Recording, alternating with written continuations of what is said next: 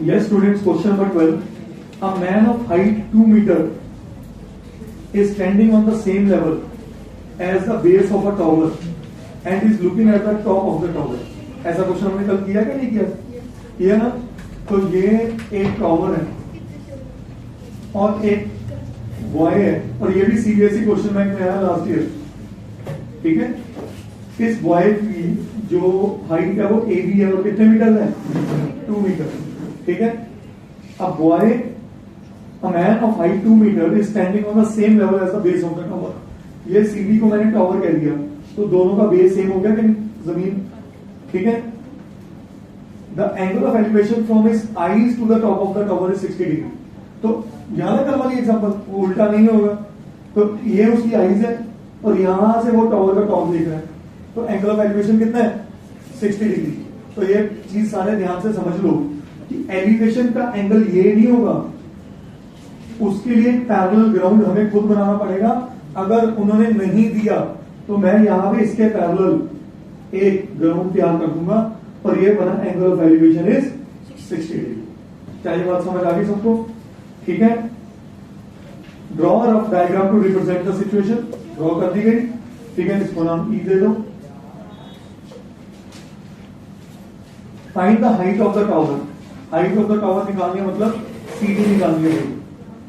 CD निकालनी है. ठीक है. तो if the man is standing 30√3 metres away from the tower. ये टावर है, बंदा यहां खड़ा है, तो 30√3 किसको बोल रहे हैं? वो बीडी को. Very good. 30√3 किसको बोल रहे हैं? बीडी को. अगर बीडी 30√3 है तो बताओ एई क्या है? 30√3. इसमें कोई शक तो नहीं है? अच्छा, अगर ये AB2 है तो बताओ ED क्या है? इसमें भी कोई शक नहीं है. हाँ. अगर ये मैंने इसको पूरे को H लिया है तो बताओ ये क्या है? बहुत बढ़िया. तो बिल्कुल कल जैसा क्वेश्चन ही हो गया क्या नहीं हो गया? बस ये सारी कहानियां आपको लिखनी है जो मैंने फिगर्स में लिखी है ना, ये सारी आपको शो करनी है इन calculations.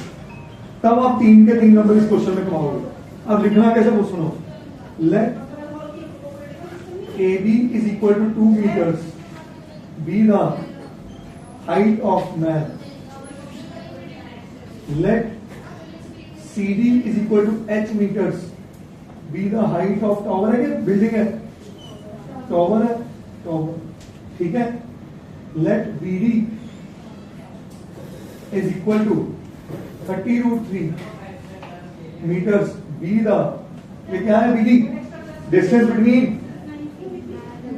Distance between man and tower.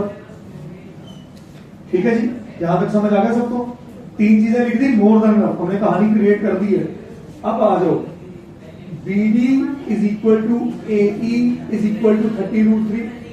जो मैंने फिगर में खुद बनाई है चीजें वो आपको शो करनी है कि ये और ये बराबर है. यस और नो? ऐसे ही AB is equal to ED is equal to 2 metres.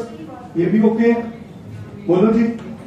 So CE is equal to क्या बन जाएगा? CD minus ED. तो CE कितना बन गया? H minus 2 metres. यहां तक समझ आ गया? जो मैंने अभी आपको फिगर के थ्रू समझाया कहानी बना. जैसे ही कहानी बनी you are ready to now figure out this question. क्या ये टावर 90 डिग्री पे होगा? क्या ये एंगल 90 डिग्री होगा? कॉरस्पॉन्डिंग. ये लिखने की जरूरत नहीं होती. फिगर में शो कर दो. मतलब आपको ट्राइंगल चैप्टर की तरह नहीं इसको दिखाना हर चीज. Now in right triangle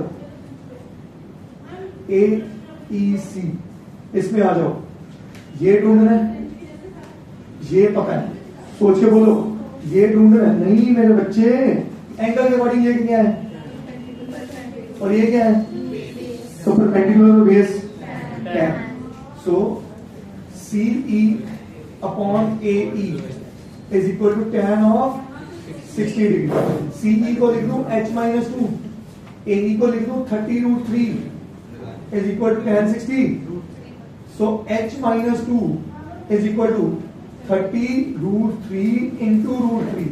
What is √3 into √3? 3. 30 into 3 90. तो H minus 2 is equal to 90. तो H कितना आया? 92 meters and that is my answer. समझ गए? करिए लो।